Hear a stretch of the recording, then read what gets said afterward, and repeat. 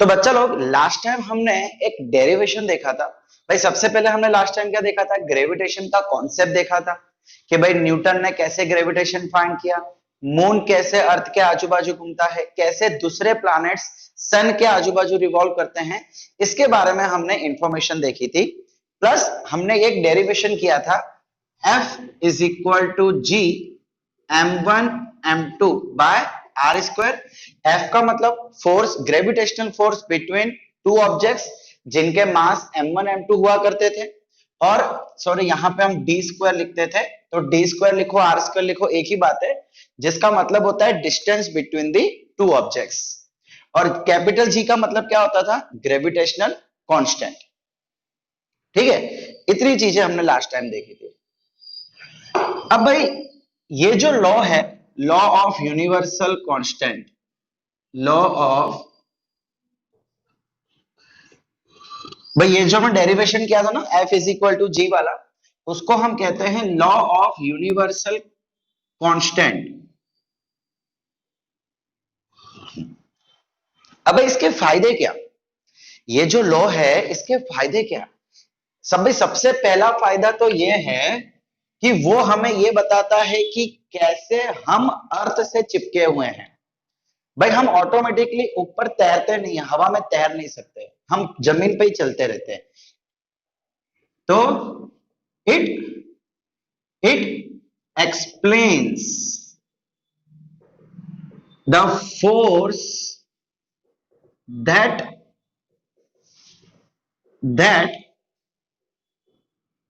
Bind us with अर्थ। भाई जिसने हमें अर्थ के साथ चिपका रखा है वो फोर्स हमको पता चलता है। दूसरा कि भाई कैसे मून और अर्थ एक दूसरे से अट्रैक्टेड है।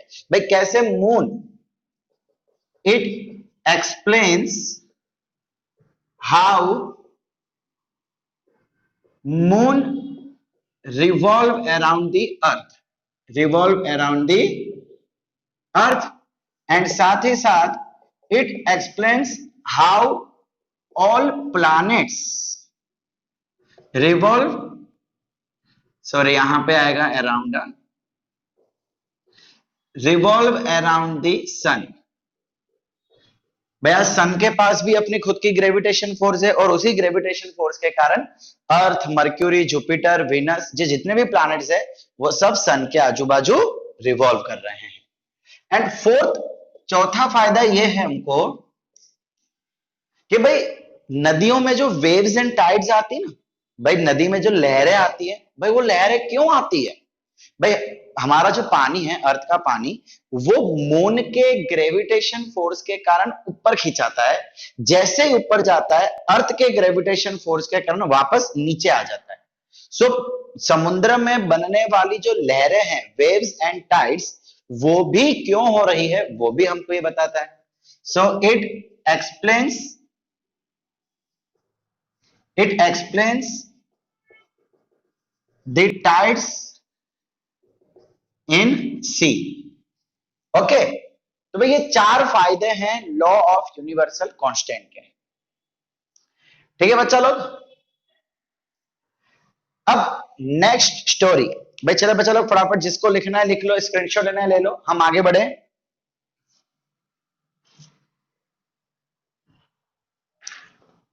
ओके चलिए, आप टेंशन मत लीजिएगा, ये सारे पॉइंट्स आपके नोट्स में दिए हुए हैं। ठीक है, अब भाई नेक्स्ट टॉपिक हमें पढ़ना है फ्री फॉल। फ्री फॉल, अच्छा फ्री फॉल का मतलब क्या होता है। भाई फ्री फॉल का मतलब है अगर कोई ऑब्जेक्ट, जब किसी ऑब्जेक्ट के ऊपर सिर्फ और सिर्फ ग्रेविटेशनल फोर्स लगती है, दूसरी कोई भी फोर्स नहीं है। भाई जैसे कि ये मार्कर है, इसको मैं छोड़ रहा हूं, तो जैसे ही मैंने इसको छोड़ा इसके ऊपर सिर्फ और सिर्फ ग्रेविटेशनल फोर्स थी, तो ये जो नीचे आ रहा है ना, इसको हम कहते हैं फ्री फॉल। एक ऐसी मोशन जिसमें ऑब्जेक्ट धरती के तरफ, अर्थ के तरफ या ग्रेविटेशनल फोर्स की तरफ गिरता जा रहा है और उस समय उस पर दूसरा कोई भी फोर्स नहीं लग रहा। कोई फोर्स नहीं, उसको हम कहते हैं फ्री फॉल। अब बच्चा जरा ये ध्यान देना, कुछ चीजें ध्यान देने वाली है। भाई हमने क्या देखा था, फ्री फॉल मतलब कि उस पर सिर्फ और सिर्फ ग्रेविटेशनल फोर्स लगेगी, ओनली ग्रेविटेशनल फोर्स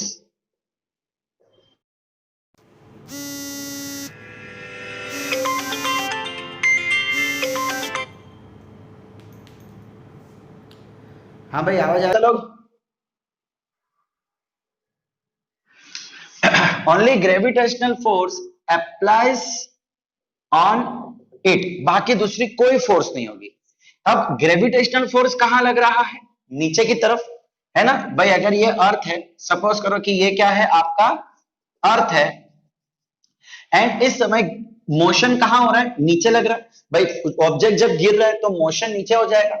इसका मतलब कि भाई आपका जो नेट फोर्स होगा, भाई नेट फोर्स मतलब हमने चैप्टर 9 में पढ़ा था ना कि जब एक से ज्यादा फोर्स लग रहे होते हैं किसी भी ऑब्जेक्ट पे तो हम उसका ओवरऑल फोर्स निकालते हैं, उस ओवरऑल फोर्स को हम नेट फोर्स कहते हैं। सो इस समय नेट फोर्स कौन सा होगा, सिर्फ और सिर्फ ग्रेविटेशनल फोर्स। अब बच्चा बीच में एयर रेजिस्टेंस होता है बट उसको हम अवॉइड कर सकते हैं। एयर रेजिस्टेंस का मतलब है कि हवा उसको थोड़ा ऊपर की तरफ धकेलती है, बट वो हम अवॉइड कर सकते हैं बिकॉज वो बहुत ही कम होता है, बहुत ही छोटा होता है। अब भाई जब ये नीचे गिर रहा होगा तो भाई याद रखना कि इसकी वेलोसिटी बढ़ती जाएगी। क्या बढ़ती जाएगी, वेलोसिटी इंक्रीजेस कॉन्स्टेंटली। भाई जब भी कोई ऑब्जेक्ट अर्थ की तरफ बढ़ता है तो कॉन्स्टेंटली उसकी स्पीड इंक्रीज होती जाती है, कॉन्स्टेंटली।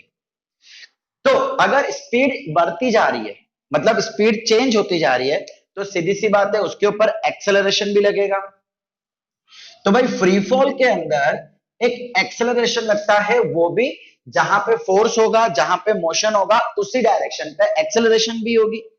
अब बच्चा लोग जब फ्री फॉल होता है, जब आपकी बॉडी अर्थ के तरफ आती है या अर्थ के ऑपोजिट डायरेक्शन पे जाती है, उस समय जो एक्सेलरेशन लगती है उस एक्सेलरेशन को हम बोलते हैं ग्रेविटेशनल एक्सेलरेशन। क्या कहा जाएगा उसको, ग्रेविटेशनल एक्सेलरेशन। एंड बच्चा लोग ग्रेविटेशनल एक्सेलरेशन के लिए हमने एक न्यू सिंबल दिया हुआ है, स्मॉल जी। स्मॉल जी, स्मॉल जी क्या है, कुछ नहीं है, एक्सेलरेशन है।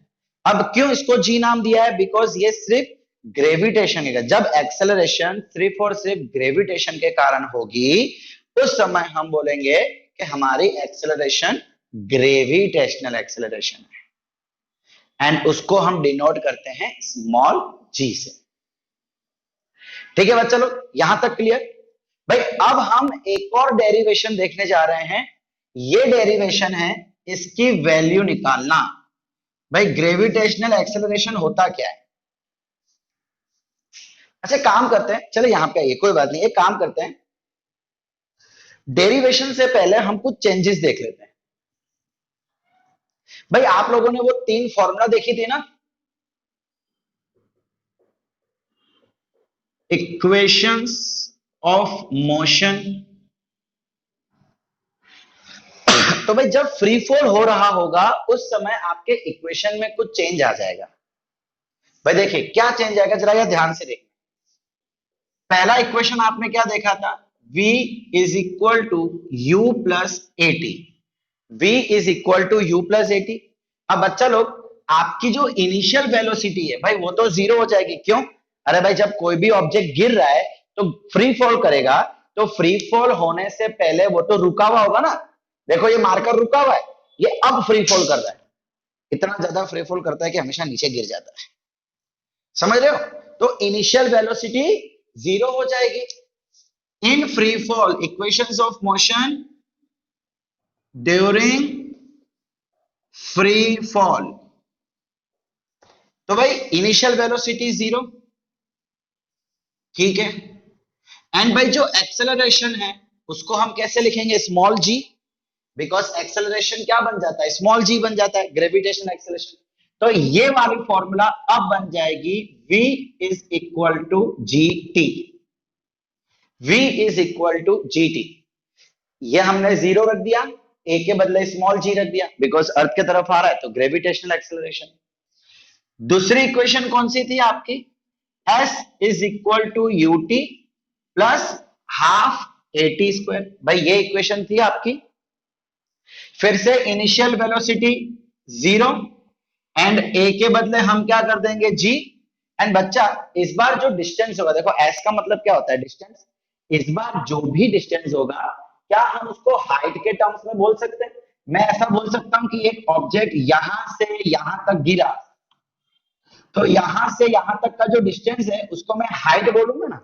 भाई जब आप खड़े होते हैं तो हम आपकी लंबाई नहीं, हम आपकी हाइट बोलते हैं। मतलब जो डिस्टेंस है उसी डिस्टेंस को हम हाइट का नाम दे देंगे। सो ये क्या बन जाएगा अब यहाँ पे h, तो फॉर्मूला आ जाएगी h इज इक्वल टू, ये तो पूरा जीरो हो गया, क्या होगा यहाँ पे half g t square. h is equal to half g t square. h का मतलब आप कितनी हाइट ग्राउंड से ट्रैवल कर रहे हैं, ग्राउंड से कितनी हाइट ऊपर है, ठीक है, दिस इज हाइट। अब भाई आपकी थर्ड इक्वेशन कौन सी थी, 2as is equal to v square minus u square, ये थी आपकी थर्ड इक्वेशन। तो भाई फिर से a बन जाएगा g, s बन जाएगा h, v का v, और अच्छा u क्या हो जाएगा जीरो, है क्या नहीं। सो अब हमारी फॉर्मूला बन जाएगी 2gh is equal to v square. या तो आप इसकी यूज करके ये भी बोल सकते हो v is equal to root of 2gh। भाई अगर मुझे v निकालना है तो मुझे उसका स्क्वायर रूट करना पड़ेगा, और दोनों जगह पे स्क्वायर रूट करूंगा तो यहां पे क्या हो जाएगा रूट ऑफ 2gh। ठीक है बच्चा लोग। सो जो इक्वेशन आपने पहले चैप्टर नंबर 8 में सीखे थे उसकी शक्ल थोड़ी चेंज हो जाएगी, मीनिंग वही का वही रहेगा, शक्ल थोड़ी चेंज हो जाएगी। अब बच्चा लोग एक सजेशन है आप लोगों को, भाई आपको ये फॉर्मूला याद रखने की जरूरत नहीं, मत याद रखो। क्यों, अरे भाई जब भी फ्री फॉल आता है तो आप समझ लो, कॉन्सेप्ट समझ लो कि इनिशियल जीरो हो जाएगा और a is equal to gravitational acceleration हो जाएगा। समझ रहे हो मैं क्या बोल रहा हूं। तो एक ही चीज याद रखो, कॉन्सेप्ट याद रखो, अदरवाइज तो आप ये सब फॉर्मूला तो भूल जाओगे। मुझे भी फॉर्मूला याद नहीं है, मेरे को जब भी जरूरत पड़ती है मैं वैल्यू पुट कर देता हूँ। फ्री फॉल हो रहा है, फ्री फॉल में स्टार्टिंग जीरो तो यू जीरो, एक्सेलरेशन बन जाएगा ग्रेविटेशन एक्सेलरेशन, बस पिक्चर होगा, तीनों फॉर्मूला अपने आप बन जाएगी। ठीक है बच्चा लोग। अच्छा बच्चा लोग ये तो फ्री फॉल की बात थी कि वेलोसिटी बढ़ती जाती है। अगर मैं आसमान की तरफ जाऊंगा तो, अर्थ से दूर जाऊंगा तो याद रखना एक्सेलरेशन अभी भी वहीं लगेगी। भाई एक्सेलरेशन हमेशा नीचे लगेगी, एक्सेलरेशन हमेशा नीचे। क्यों, सपोज करो कि आप अर्थ से ऊपर की तरफ जा रहे हो, आपके ऊपर फोर्स कौन सा लग रहा है, भाई एक फोर्स लग रहा है जिसकी वजह से आप ऊपर जा रहे हो, मैं उसको फिलहाल बोल देता हूं चलो F1। F1 मतलब कोई एक ऐसा फोर्स जो आपको ऊपर लेके जा रहा है, और एक फोर्स नीचे लगेगा जो कि अर्थ लगा रहा है, ग्रेविटेशनल फोर्स। अब बच्चा ये फोर्स जीरो हो सकता है लेकिन ये फोर्स कभी भी जीरो नहीं होगा। और इसकी सपोज करो कि भाई मैंने आप एक पत्थर लिया, एक पत्थर को ऐसे फेंकता हूं, जब पत्थर को फेंकूंगा तो ये F1 फोर्स से फेंकूंगा, लेकिन हो क्या रहा है, जब अर्थ से ऊपर जा रहा हूं तो मेरी ग्रेविटेशनल फोर्स के कारण एक्सेलरेशन नीचे लग रही है। बिकॉज मैंने तो क्या किया, मैंने एक बार फोर्स दिया और उसको छोड़ दिया, लगातार फोर्स नहीं दे रहा हूं। जैसे एरोप्लेन है, रॉकेट है, उसके अंदर इंजन होता है, इंजन लगातार फोर्स दिए जा रहा है, दिए जा रहा है, दिए जा रहा है, इसीलिए वो रॉकेट या एरोप्लेन ऊपर उड़ रहा है। लेकिन पत्थर को तो मैंने फोर्स देके छोड़ दिया, इसका मतलब वो कुछ हाइट तक ऊपर जाएगा, वहां पे रुकेगा और वहां से वापस नीचे आएगा। सुनो सुनो सुनो मैं क्या बोल रहा हूं, जब मैं किसी भी चीज को फेंकूंगा वो थोड़ा सा ऊपर जाएगा, वहां पे रुकेगा, वापस वहां से नीचे आएगा। भाई है ना, कोई भी चीज जब ऊपर जाती है तो वहां पे रुक के फिर नीचे आती है। भाई टॉम एंड जेरी कार्टून देखा है आप लोगों ने, उसमें कितनी बार होता है ना, टॉम आसमान में चला जाता है, आराम से बैठा होता है, फिर देखता है और डर गया, फिर भागता है नीचे। सही है भाई, ठीक है, इतनी देर तक आसमान में कोई चीजें रुकती नहीं है, बट वैसा एक्चुअली होता है, ऊपर जाके चीजों की वेलोसिटी जीरो हो जाती है, फिर वो नीचे आता है। तो उस समय भी आपका जो ग्रेविटेशनल एक्सेलरेशन है बच्चा लोग, वो तो नीचे के डायरेक्शन पे ही लग रहा है। एक्सेलरेशन का मतलब है खिंचाव नीचे लग रहा है, तो होगा क्या कि आपकी स्पीड धीमे धीमे कम होती जाएगी। जैसे जैसे आप ऊपर जाते जाएंगे आपकी वेलोसिटी वैसे वैसे कम होती जाएगी। तो in this case velocity decreases. ठीक है बच्चा लोग, समझ आया यहां तक? तो बच्चा लोग अब हम देख लेते हैं वैल्यू ऑफ ग्रेविटेशनल एक्सेलरेशन।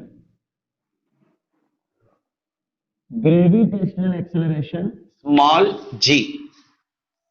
भाई स्मॉल जी की जो वैल्यू है वो पूरे वर्ल्ड में सेम रहती है, थोड़ा सा, बहुत ही थोड़ा सा फर्क आता है, अदरवाइज वो all over the world constant रहती है, सेम रहती है। ठीक है, तो पहले हम देख लेते हैं क्या उसकी वैल्यू है और किस हिसाब से वो चेंज होती है, वो भी हम देखेंगे। अच्छा बच्चा लोग, लेट,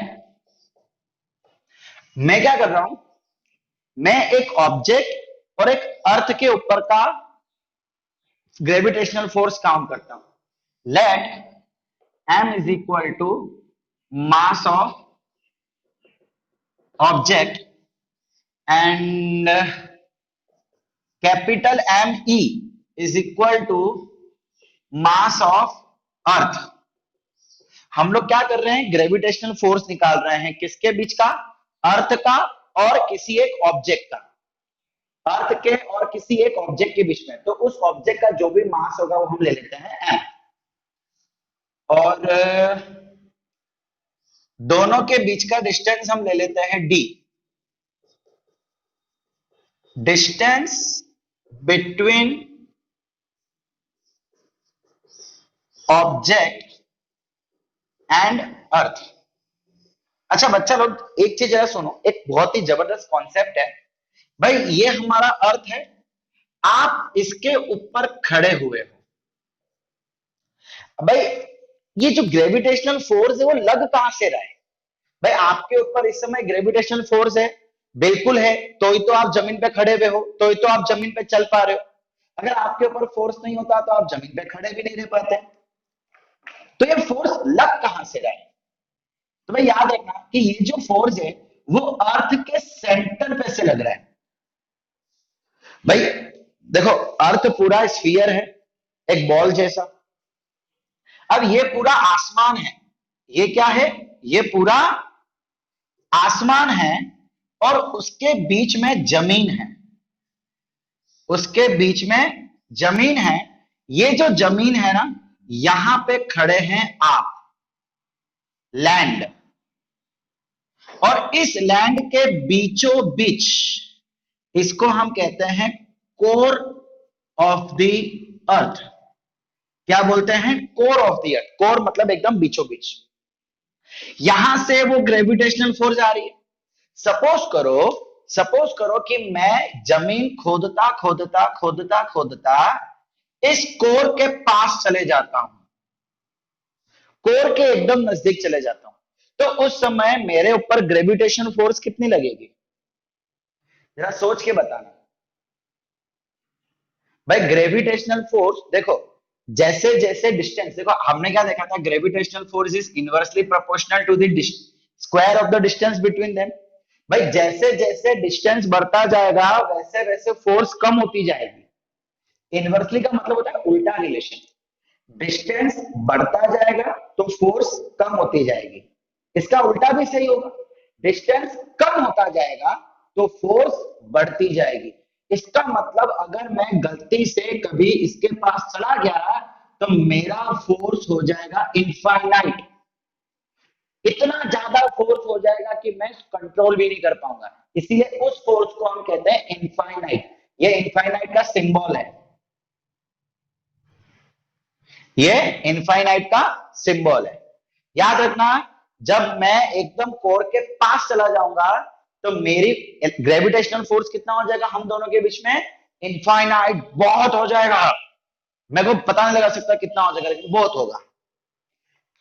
ठीक है, चलिए बढ़िया। अब सपोज करो कि मैं यहां पे ही खड़ा हूं, मैं इधर खड़ा हूं जमीन के ऊपर, ये सेंटर ऑफ कोर है, यहां से यहां तक का जो डिस्टेंस कितना होगा? रेडियस ऑफ अर्थ होगा। अरे भाई ये स्फीयर है ना, तो स्फीयर का रेडियस तो होता है ना। तो भाई अगर मैं यहां खड़ा हूं तो मेरे ऊपर अर्थ के कारण फोर्स कितना लगेगा? जितना ही डिस्टेंस होगा उसके अकॉर्डिंग। तो हम क्या कर लेते हैं, यहां पे बच्चा लोग डी के बदले आर ई ले लेते हैं। एक करेक्शन कर लेना, यहां पे हम डी के बदले क्या ले लेंगे? R E. तो भाई gravitational force, gravitational force on object, on object due to earth. भाई ग्रेविटेशनल फोर्स कैसे दिया जाता है? F is equal to G m1 m2। ये मेरा m1 और ये मेरा m2। भाई m1 m2 क्या होता है? दोनों ऑब्जेक्ट के मास। इस बार हमारे दो ऑब्जेक्ट कौन सा है? एक ऑब्जेक्ट और एक अर्थ। तो एक ऑब्जेक्ट का मास, एक अर्थ का मास, अपॉन डिस्टेंस का स्क्वायर। भाई दोनों के बीच डिस्टेंस कितना है? रेडियस। हम जमीन के ऊपर खड़े होते हैं, हम आसमान में नहीं खड़े होते, जमीन के ऊपर खड़े होते हैं, तो हमारा और उसके बीच का डिस्टेंस कितना हो गया? रेडियस। सो ये हो जाएगा आर ई स्क्वायर। ठीक है। अब बच्चा लोग अकॉर्डिंग टू, इसको मैं देता हूं नंबर 1, और अब हम बोल देते हैं according to Newton's second law. Chapter 9 में आपने एक चीज सीखी थी, न्यूटन का सेकंड लॉ क्या बोलता है? एफ की वैल्यू होती है एम में। दुनिया का कोई भी फोर्स होगा, दुनिया का कोई भी फोर्स होगा, वो आपको इससे तो मिलेगा ही मिलेगा, कोई भी फोर्स। इसको देते हैं नंबर 2। ये भी फोर्स, ये भी फोर्स। ये स्पेशली ग्रेविटेशनल फोर्स के लिए होता है, और ये वाला फॉर्मूला कोई भी फोर्स के लिए होता है। पूरी दुनिया में जितने भी फोर्स लग रहे हैं, आप कोई भी फोर्स लगा लो, आपको एम में मिलेगा ही मिलेगा। तो क्या मैं बोल सकता हूं कि ये और ये इक्वल हो जाएगा ग्रेविटेशन के लिए? भाई अर्थ जो फोर्स लगा रहा है उसकी वैल्यू यहां से मिलेगी, और जो वैल्यू यहां से मिलेगी वही वैल्यू यहां से भी मिलेगी, बिकॉज ये तो हर फोर्स के लिए होता है। तो मैं ऊपर लिख लेता हूं,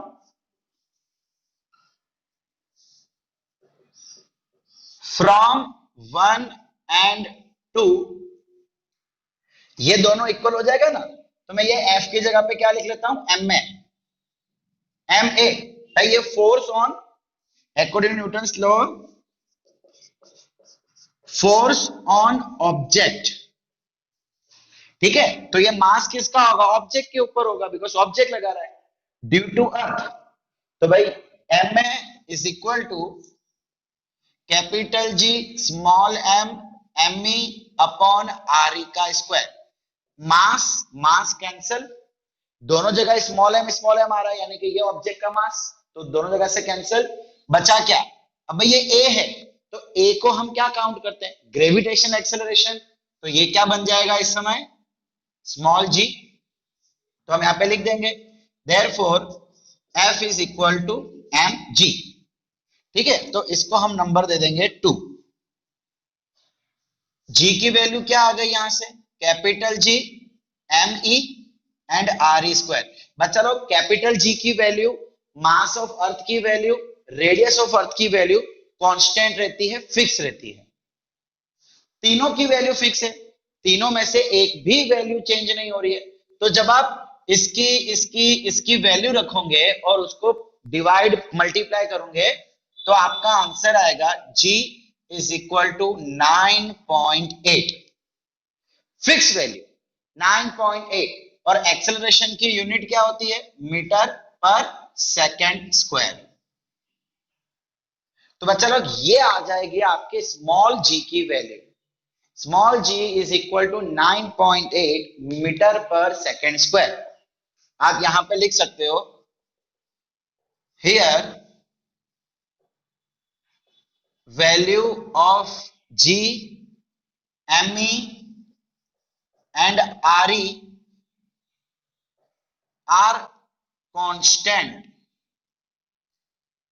ठीक है, सो यहां पे वैल्यू क्या आ गया आपको 9.8।